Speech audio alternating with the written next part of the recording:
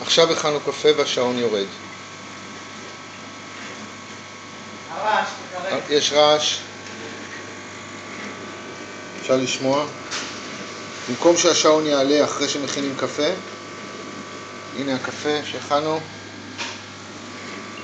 אפילו עוד לא ניקיתי את הידית.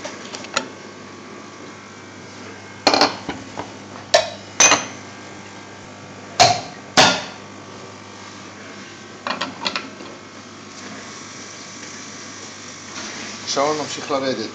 תמשיך? כן, יש רעש. השעון ממשיך לרדת. הוא יגיע עד האפס, ואז המכונה תקווה. מה?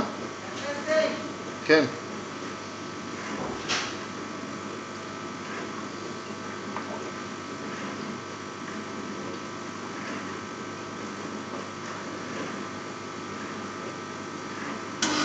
הנה, עכשיו התחיל לעבוד.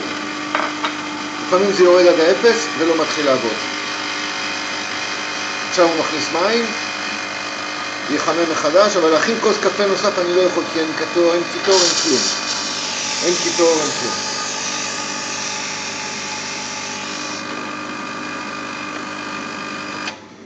הנה, מילה מים, ועכשיו יתחיל מההתחלה, כאילו מאפס. וכך לפחות 10 דקות עד שאני אוכל להכין את הכוס הבאה.